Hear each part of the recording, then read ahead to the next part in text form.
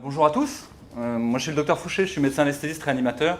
Je travaille à la Conception à Marseille, en réanimation qui est spécialisée dans les grands brûlés et les malades d'hématologie, les leucémies, les lymphomes qui s'aggravent et qui sont en aplasie fébrile. Et par la force des choses, j'ai été amené à m'occuper des malades de Covid. Et donc Mathieu m'a demandé de venir parler des malades Covid dans des réanimations. Première chose que je peux vous dire, je pense que c'est important, c'est que j'ai pas de lien d'intérêt. Sur Transparence Santé, j'ai 450 €, j'ai été surpris moi-même d'en trouver autant. Ils sont liés au staff du service qui sont faits où à chaque fois on vous fait signer.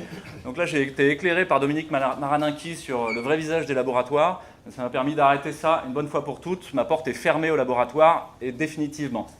Donc je suis plutôt un petit joueur par rapport à certains autres. Vous avez Sir Patrick Vallance qui est en chef dans le...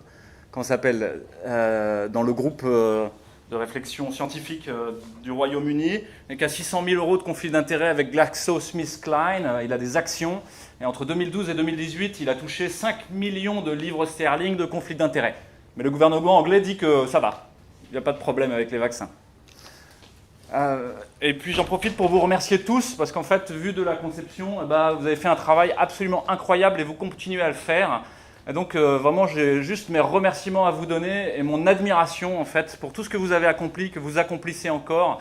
Et tous les gens qui sont juchés dans leur certitude sur la méthodologie en surplomb devraient rougir jusqu'aux oreilles parce qu'ils ont les mains propres, mais ils n'ont pas de mains. Et donc ils devraient commencer par se cacher, se taire et faire. Je vais vous parler de quelques considérations générales sur la réanimation, et notamment l'idée, pour qu'on soit bien au clair, l'idée que pour tous les patients, c'est une descente aux enfers. Ils vont ressortir avec moins de plumes que ce qu'ils avaient avant, et que leurs conditions préalables de comorbidité s'en trouveront jamais améliorées, mais toujours amoindries. Et que la réanimation, elle est faite pour passer un épisode aigu, elle n'est pas faite pour des maladies chroniques qui arrivent en bout de course. Et ça, c'est bien expliqué par le fait qu'on prend en charge de manière complètement symptomatique, comme des plombiers du corps, mais bon, ça a sa noblesse, les défaillances d'organes et les fonctions vitales, et que ce faisant, qu'est-ce qu'on fait? On donne du temps. On donne du temps au traitement étiologique de faire sa preuve, on donne du temps au système inflammatoire de se calmer, on donne du temps au chirurgien de faire son travail, et donc les Américains ils disent qu'on achète du temps, to buy time. Et en fait, c'est ça notre métier, c'est d'acheter du temps. Et les progrès en réanimation, ces 12 à 15 dernières années, en fait, tout le long de moi, ma vie professionnelle, ils n'ont pas été marqués par l'apparition de nouveaux médicaments, de nouvelles techniques. C'est faux. Il n'y a pas de nouvelles techniques qui se sont développées. Ce n'est pas de l'intelligence artificielle, des applications, des trucs connectés qui ont changé quoi que ce soit au pronostic des malades. Ce qui a changé des choses au pronostic des malades, c'est le fait que les médecins en amont fassent mieux leur travail et aient des armes thérapeutiques plus ciblées, plus efficaces, une meilleure compréhension des maladies.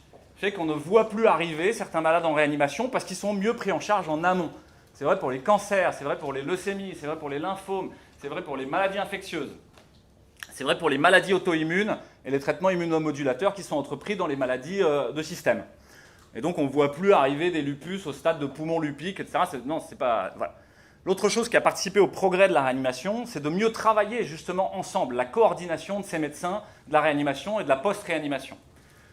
Une autre chose qui a amélioré, c'est la porosité à l'anesthésie de la réanimation, qui a pris le côté procédural de l'anesthésie et cette volonté de diminuer le niveau de risque. Et finalement, on a arrêté de faire les cow-boys, d'intuber les gens n'importe comment, etc., de faire des gestes qu'on ne savait pas faire. On a commencé à sécuriser les choses sous une forme procédurale.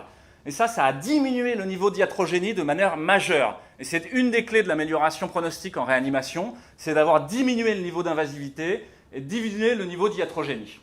Et donc, on est vraiment sur cette idée qu'il faut ne pas nuire. Et on va en reparler sur le Covid-19 parce que c'est le grand changement de doctrine qui a changé les choses en réanimation. Alors justement, d'où on part? En mars, on est parti de recommandations venant de Paris qui nous disaient « Bon, vous allez avoir un afflux saturant de victimes, c'est les plans mass casualties chez les Américains et dans l'armée, mais c'est assez bien codifié. Mais en fait, on n'a pas fait du tout ce qui se fait d'habitude dans l'armée. On a fait l'inverse. Parce que le dogme, c'était « Attention, la transmissibilité du virus, c'est Ebola. Les soignants tombent par paquets de mille. Donc, il faut vous protéger. Et donc, vous n'avez pas le droit d'utiliser des aérosols. Vous n'avez pas le droit d'utiliser des humidificateurs réchauffeurs dans les respirateurs. Vous devez mettre des filtres qui humidifient et qui réchauffent. Mais je vais vous expliquer pourquoi. Ça crée plein d'iatrogénie. Vous n'avez pas le droit d'utiliser ce qu'on appelle l'oxygénothérapie à haut débit. Qu'est-ce que c'est que ce truc-là? C'est de l'oxygène à plein pot, à 50, 60 litres minute, et où vous réglez la FiO2 comme vous voulez, et qui permet de monter à des niveaux d'oxygénation qui permettent de tenir très très loin l'hypoxémie, sans avoir besoin d'être invasif et d'intuber et de ventiler les gens. Parce qu'une fois que vous les avez intubés et ventilés, là pour le coup vous allez commencer à être super iatrogène. Donc il y a une erreur de dogme initial, en fait. Le dogme réanimatoire qui a été donné par les réanimations parisiennes était faux, était juste simplement faux. Et on s'en est rendu compte de manière très rapide, puisque quand on a fait ce qu'ils nous ont dit, c'est-à-dire qu'à 6 litres d'oxygène, le dogme c'était vous les intuber. Il ne faut pas attendre, hein, parce que là ça va s'aggraver, c'est très grave. Et les femmes enceintes c'était à 4 litres. Attention. Hein. Et donc c'est ce qu'on a fait. Et au bout de 2 malades, on s'est rendu compte qu'on les aggravait.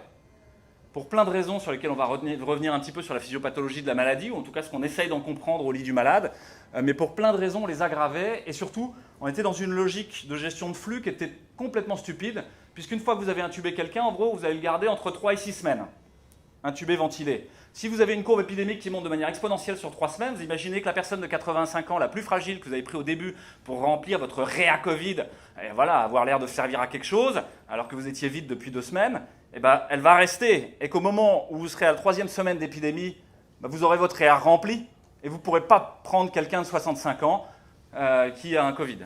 Et donc ça, c'est tirer une balle dans le pied dès le départ.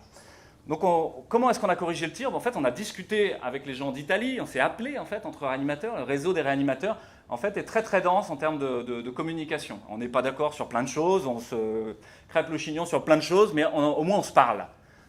Et on arrive à soulever des choses. Donc on s'est parlé avec l'Italie, avec l'Est, avec le Nord, etc. Il y a des warnings très précoces pour dire que les dogmes qui avaient été donnés étaient faux et qu'il fallait maintenir ces gens pas intubés et les laisser sous oxygénothérapie à haut débit, les laisser en chier, entre guillemets, et accompagner cette maladie-là.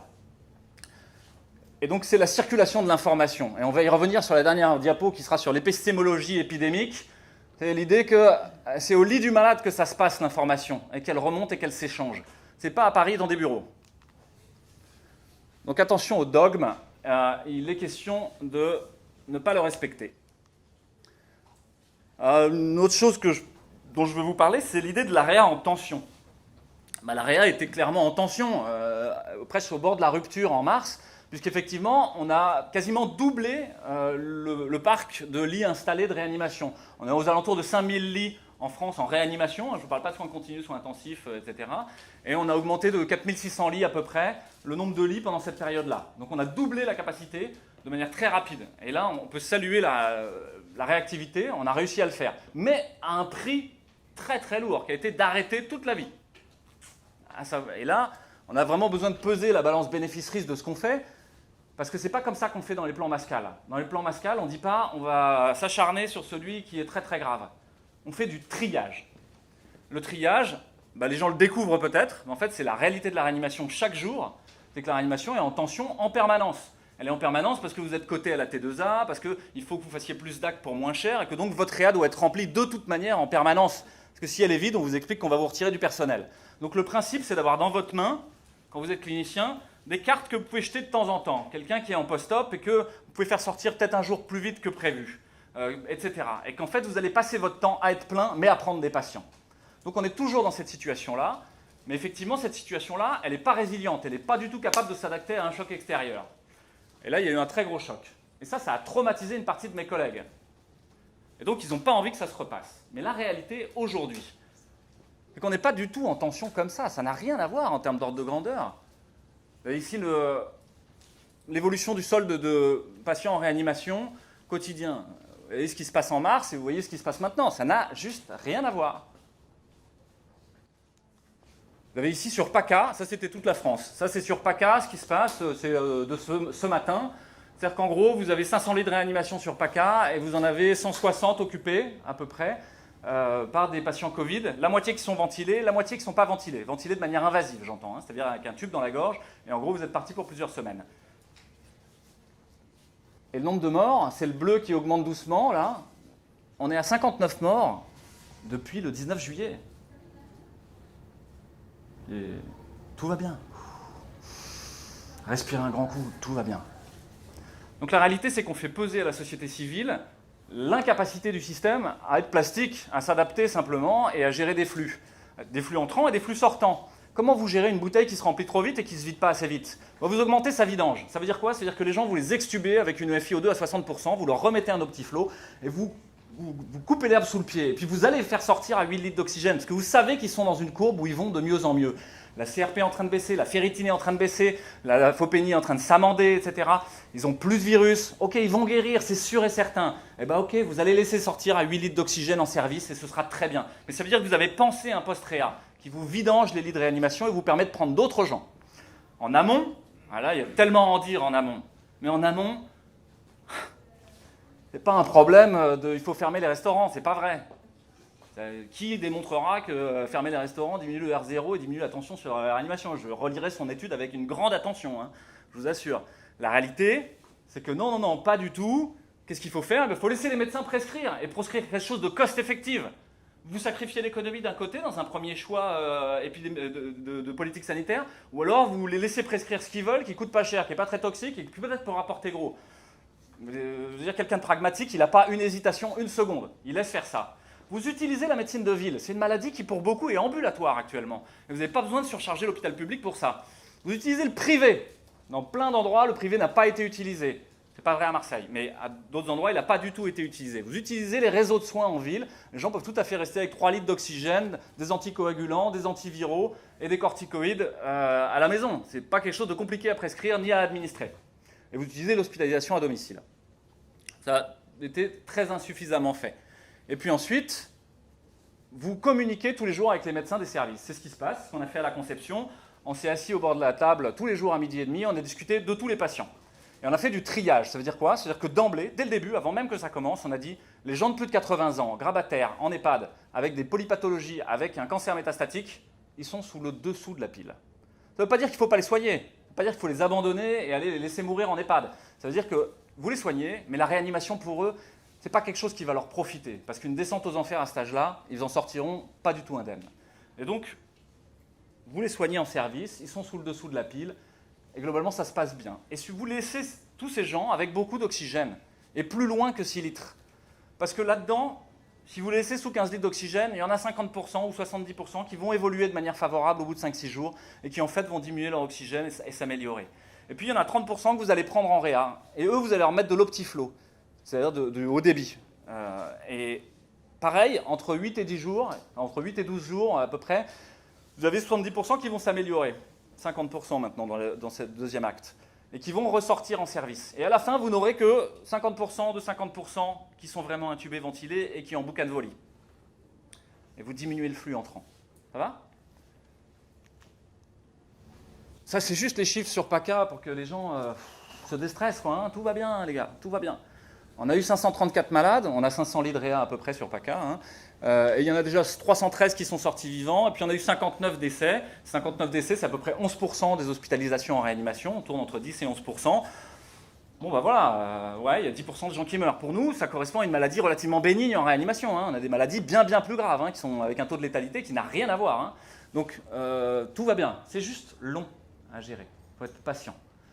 Et c'est juste contraignant, mais c'est pas Ebola. C'est pareil, si vous décidez que vous avez besoin d'un secteur Covid, le secteur il soit vide ou plein, de toute manière c'est comme ça.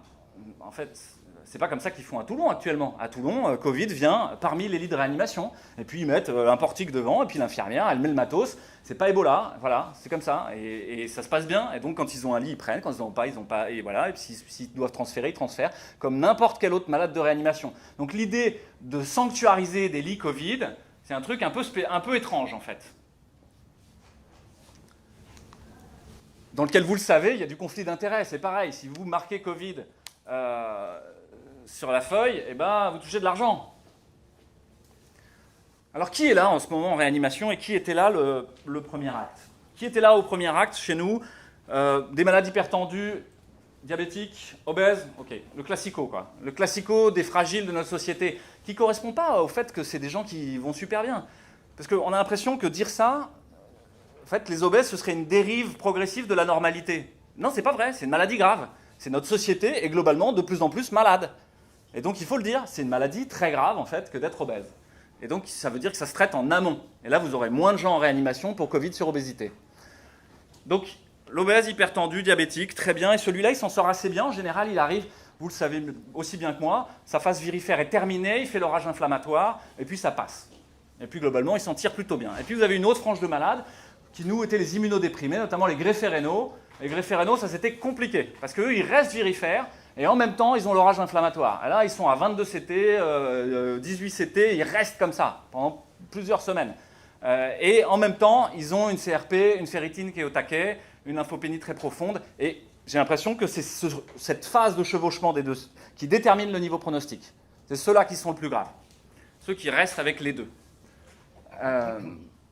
On avait quelques femmes enceintes, mais qui finalement s'en tiraient plutôt bien. Il faut rassurer les femmes enceintes. Ça se passe relativement bien. On les a eu en péripartum parce qu'elles avaient un peu d'oxygène. Et il y avait plein d'autres raisons pour lesquelles elles pouvaient avoir de l'oxygène, et pas uniquement le Covid du tout. Et puis actuellement, on avait des insuffisants rénaux chroniques terminaux, et ça a été les plus difficiles. Parce que cela, il y a une variation de l'état de charge en fonction de si vous les dialysez ou si vous ne les dialysez pas, qui a une énorme influence sur le niveau d'hypoxémie. Comme on l'expliquait au niveau physiopathologique, pour le moment, vous savez que les autopsies, elles sont faites sur des gens qui sont complètement cramés et elles sont faites sur des gens qui ont eu de la iatrogénie, vraiment des complications de complications, etc. Et on ne sait pas très bien encore dire ce que c'est que la maladie. On a compris qu'il y a un problème vasculaire, on a compris qu'il y a un problème hématologique et sur la coagulation. Pour certains, on retrouve une alvéolite à cellules mononucléées. Ok, il y a l'histoire des anticorps anti-TNF, anti-interféron alpha. Bon. Pour nous, de manière pragmatique, en tant que plombier, on a l'impression que c'est un problème de capillarite pulmonaire. C'est-à-dire qu'en gros, il y a une maladie des vaisseaux du poumon. Et pas tant de l'alvéole, parce que la compliance pulmonaire, et là c'est vraiment de la spécificité pour nous, mais elle est normale au départ. Et on a l'impression que ça fuse, ça suinte de manière précapillaire de la flotte dans l'interstitium pulmonaire. Et qu'au bout d'un moment, quand l'interstitium est tellement lourd, ça finit par effondrer le poumon, et là pour le coup, vous avez un lobe entier qui s'effondre. Et que là, ça commence à devenir plus grave en termes d'hypoxémie. Et que ça veut dire quoi? Ça veut dire que les séquelles, elles ne seraient pas tant au niveau de l'alvéole, sur de la fibrose pulmonaire, mais peut-être sur de l'HTAP capillaire après. Ça, j'en sais rien encore, je ne sais pas vous dire. Ce qui est sûr, c'est que les remplir, si jamais vous remplissez à droite, ça va fuser directement dans le poumon, et là, pour le coup, vous avez une sorte de truc qui ressemble à de l'OAP, mais pas lié au cœur gauche. Bon. C'est peut-être flou ce que je vous dis, mais ça correspond, nous, à notre vision des choses, un petit peu comme voilà, des tuyaux, quoi, et de la mécanique de plomberie, quoi. On cherche, quand les gens commencent à s'aggraver, on cherche 4 choses. On cherche est-ce qu'ils ont une embolie pulmonaire, est-ce qu'ils ont un OAP, est-ce qu'ils ont une infection pulmonaire bactérienne surajoutée, et puis est-ce qu'ils ont une aggravation du Covid, et est-ce qu'ils ont une embolie pulmonaire, excusez-moi. Et on va chercher ça de manière systématique. Et en fait, on traite tout ça. On va y revenir. Donc les malades qu'on a actuellement, vous en avez une partie qui sont les obèses hypertendus. Vous en avez une partie qui sont Covid positifs, mais qui n'ont pas de maladie à Covid, et qui sont juste Covid positifs par une politique de dépistage de masse avec une probabilité pré-test qui est juste délirante. Et donc vous vous retrouvez avec quelqu'un de positif. On a une malade avec un lymphome médiastinal qui toussait un petit peu comme ça, et qui s'est retrouvé avec un test positif, et qui est branle-bas de combat dans le service. Qu'est-ce qu'on fait? On ne va pas la mettre en secteur Covid, elle va le choper pour de bon, et elle doit avoir sa chimio. On l'a mis en réanimation pour la protéger. Et en fait, on a eu un autre qui avait une pneumonie apio avec un choc septique sur une aplasie fébrile post-chimio d'une leucémie aiguë. C'était pas un Covid, quoi. Et ceux-là, ils étaient à 32 CT, à peu près. Voilà. Et c'était pas le problème. Pourtant, ils ont compté dans les stats, hein, et ils font partie du délire collectif. Ils ont compté 5 jours de réanimation Covid dans les stats de PACA. Mais ils ne le sont pas. Ça, pour nous, pour le moment, c'est 3 patients sur 8, dans ceux qu'on a eu jusqu'ici. Vous avez une partie donc hypertendue, obèse, etc. Très bien, ceux-là on les connaît, et ils vont s'en sortir, et ils vont aller bien. Et puis vous avez partie des immunodéprimés avec des polypathologies très sévères. Et ceux-là, en fait, ça c'est compliqué, ça c'est difficile, ça va durer longtemps, et c'est pas sûr qu'ils s'en sortent. Donc ça veut dire quoi? Ça veut dire greffe d'organes solides avec immunodépression, pour nous, allogreffe de moelle, etc. Donc est-ce que c'est grave? On peut rassurer les gens, en fait. Vous verrez des réanimateurs qui vous disent que ça peut être n'importe qui, hein, ça peut toucher n'importe qui. C'est pas vrai. Quand vous prenez les dossiers et on discute avec tous les réanimateurs de tous les trucs, il y a toujours quelque chose. Hein. Donc vous et moi, tout va bien. Tout va bien. Et les gens dans la rue, tout va bien. Il faut protéger les plus fragiles. Le traitement, en fait, je pensais que Gilles Kaplanski allait venir aujourd'hui et donc vous parler en gros de l'immunomodulation. Enfin, vous le savez, hein, finalement, qu'est-ce qu'on fait? Nous, on met des antibiotiques large spectre, et surtout quand on pense qu'il y a une surinfection, puis on élargit encore, quand il y a 39, qu'on a quelque chose de lobaire et qu'il y a une PCT qui monte, mais les arguments sont faibles et on retrouve très rarement des germes, finalement, donc on n'est même pas sûr qu'il y ait une vraie surinfection pulmonaire bactérienne. Mais bon, et puis de toute manière, ils ont reçu tellement d'antibiotiques, c'est complètement décapité, on n'est pas sûr de la retrouver. On met des anticoagulants à dose curative pour l'éventuelle embolie pulmonaire, ou en tout cas pas qu'elle arrive.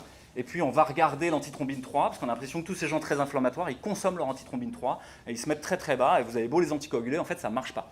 Et donc il faut doser l'antithrombine 3 et suivre, est-ce que votre héparine, quelle que soit la forme sous laquelle vous l'administrez, est efficace. Vous allez continuer les antiviraux s'ils étaient déjà en cours, et puis là ça dépend des équipes, mais je pense qu'encore une fois, il faut juste regarder la littérature en face, hein, et voilà. Et puis vous allez mettre en route de l'oxygène, et c'est surtout ça, pas d'hiatrogénie. D'abord, ne pas nuire. Donc évitez de les intuber, de les ventiler, parce que vous allez les sédater, que vous allez les bourrer de morphinique, qui vont être encore plus immunodéprimés, qui vont perdre tous leurs muscles, qui vont se retrouver dénutris. Non, non, non, laissez-les manger, etc. Laissez-les être dyspnéiques pendant un bon moment, laissez-les avec beaucoup d'oxygène, et suivez ça de près, simplement ça. Et c'est ce qu'on fait, en fait. Et en fait, on n'intube personne la nuit en catastrophe, parce que ça arrive de temps en temps, mais c'est quand même pas une maladie où l'évolution elle est fracassante à la seconde près. Vous voyez venir, vous avez quelques heures devant vous. Hein. Et puis vous essayez de faire de l'immunomodulation. Alors les réanimateurs, ça les fait rigoler, parce que ça fait quand même quelques années qu'on essaie d'immunomoduler les sepsis, et donc ça n'a jamais marché, quoi. Et donc tout le monde dit, bon. Donc qu'est-ce qu'on a fait? Chez les gens pauvres, on a fait des corticoïdes, et puis voilà, c'est recovery, 8 mg de Dexa, puis on a l'impression que ça, effectivement, ça écrète un peu la phase inflammatoire. Okay. Et puis pour les gens riches, vous jouez avec des molécules onéreuses, et puis c'est ce dont peut-être Gilles voulait vous parler, c'est les anti-IL1, c'est les anti-IL6. À mon avis, il vaut mieux de l'anti-IL1 quitte à choisir, parce que la durée de vie du produit est beaucoup plus faible. En gros, en 24 heures, c'est fini. Alors on fait des doses bien supérieures à ce qui se fait d'habitude. Hein. L'anakinra, on le fait à 300, voilà, et par voie IV. Mais au bout de 24 heures, c'est fini. Donc vous avez une immunomodulation qui est quand même d'assez courte durée. Alors que quand vous faites du tocilizumab, comme à Paris, là, les anti-IL6, vous êtes parti pour plusieurs semaines. Et donc il y a des chances que vous guérissiez du Covid, mais qu'ensuite vous ayez la morbidité de l'immunosuppression et que vous fassiez un sepsis après. Donc ça, à mon avis, c'est un très mauvais choix. Et puis vous avez les anti-JAK et les choses comme ça, qui sont toutes les voies de l'enzyme de conversion. Bon, tout ça est fascinant, ou l'interféron bêta. À mon avis, c'est à la marge dans cette histoire. Mais dans les formes graves, on fait des anti-JAK, etc. Et on est en train d'essayer de comprendre et de voir ce qui se passe. On a publié sur ce sujet, sur les anti-IL1, pendant la première phase. Ok. Il y a vraiment quelque chose dont on ne parle absolument pas et qui me semble absolument fondamental. C'est que quand les malades sont en réanimation, c'est toute la famille qui est malade. C'est tout le monde qui est malade. Les gens, ils doivent arrêter leur boulot. Ils se disent, mais qu'est-ce qui devient? Est-ce qu'il va mourir? Il y a un niveau d'anxiété qui est majeur, en fait. Et on est là aussi pour soigner les familles. La directive, au départ, qui dit, vous n'avez pas le droit de venir visiter vos patients, c'est du délire. Hein. C'est penser que la relation humaine n'a aucune importance. Hein. C'est complètement du délire. Nous avons transgressé cela. Et toutes les réanimations de France ont transgressé cet ordre-là et ont laissé les gens voir leur famille. Avec un horaire de visite pour certains, avec un seul dans la chambre pour d'autres, et puis avec le matos, en les protégeant, etc. Mais on a laissé les gens voir les familles. Et si vous allez plus loin, on parle de la mort et des enterrements. Ouais. Société qui enterre plus ses morts, elle va vraiment pas bien. Et puis il y a la notion éthique du triage, j'y reviens encore une fois, c'est qu'à un moment... Si vous dites l'hôpital est en tension et je ne veux pas diminuer le nombre de chirurgies que je fais pour des choses qui sont vraiment nécessaires, il faut assumer. Soit vous mettez de l'argent dans le système et vous le rendez plastique et capable de monter en volume, soit vous dites, il y a des choses qu'on ne peut plus faire. Et dans ce cas-là, il y a des gens que vous n'allez pas pouvoir prendre en réanimation. Et actuellement, les réanimations, vous regarderez les dossiers si vous y avez accès, etc. Vous discuterez avec les réanimateurs. Je peux vous assurer qu'il y a des gens où, en tout cas, en termes d'engagement thérapeutique, on peut se poser plein de questions. La dernière chose dont je voudrais vous parler, c'est la notion d'épistémologie épidémique. Qu'est-ce que ça veut dire? On est dans un moment charnière de ce qu'est la création du savoir. Et on est en phase épidémique. Et ça pose des grandes questions, parce que vous voyez tomber l'evidence-based medicine. L'evidence-based medicine, en gros, a remplacé le mandarin. Le mandarin, vous disiez la messe, et puis après, vous alliez chez le voisin, puis vous disiez une autre messe, puis vous faisiez votre idée. C'était pas si mal, et en tout cas, il avait vu des malades. C'était pas quelqu'un qui faisait semblant. Il avait son idée, mais il avait vu des gens. Et puis vous avez l'evidence-based medicine qui arrive, qui dit non, A versus B dans une grosse série sur un critère principal de jugement. ce truc-là a tous les biais de l'industrialisation de la création du savoir. C'est-à-dire qu'il vous fait un savoir formaté, toujours le même, comme une industrie fait toujours le même produit, et il va toujours faire un petit peu plus de la même chose sans jamais tolérer aucune bifurcation. Et puis à la fin, vous allez avoir des espèces de grandes usines à fabriquer du PQ qui sont là juste pour faire des publications, quoi, pour agréger des gens, pour qu'ils fassent leurs thèses, pour qu'ils fassent leurs trucs, qui n'ont plus aucune préoccupation de questionner le savoir, d'aller plus loin, de bifurquer, de savoir si vraiment ce qu'on a dit jusqu'ici était juste. Vous allez juste chercher des niches toujours un petit peu plus loin dans ce que vous savez déjà faire. Ce système-là, il arrive au bout de course dans une épidémie. Il n'est pas capable de répondre à la question.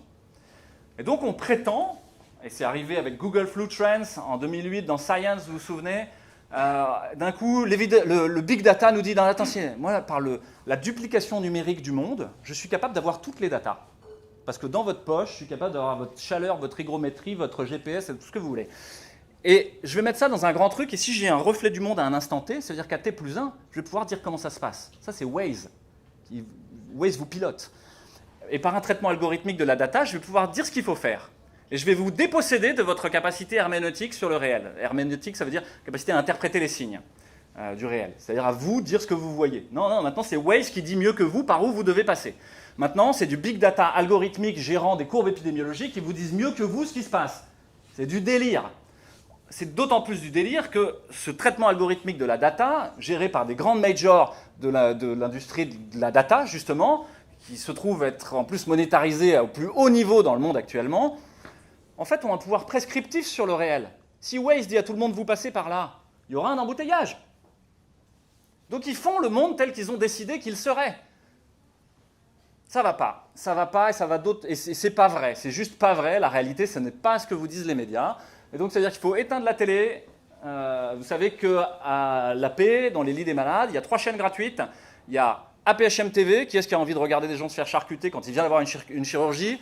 Il y a Gulli. Alors, Gulli, c'est vulgaire, c'est moche. Si vous êtes un adulte, c'est juste pas possible, plus de 3 minutes. Et la dernière, vous savez ce que c'est? BFM Télé. C'est pas un scandale? Éteignez vos téléphones portables. Arrêtez de croire que le big data va résoudre votre problème et le grand virage numérique qu'on nous promet, où il y aura de l'intelligence artificielle partout et plus d'humains. Mais dites non. Qui est-ce qui soigne? C'est les humains. Qui est-ce qui crée du lien? C'est les humains. Bon, je suis en colère, vous avez senti. Hein. Mais il y a tellement d'argent dans ce truc. L'université file à plein pot. On va faire que des startups du numérique. On essaie de faire du low-tech en réanimation, c'est-à-dire de faire des trucs de bon sens. On ne trouve pas un rond, on n'arrive même pas à publier, alors qu'on fait des trucs de bon sens super utiles, qui marchent bien, des petites pirouettes cliniques à tous les étages. Et on nous dit non, mais faites plutôt de l'intelligence artificielle, vous faites une app, là vous aurez tout ce que vous voulez, quoi. Système à l'américaine. On veut transformer l'université française libre en université américaine financée par des majors. Bon, il faut dire non à ça et arrêter ce système-là.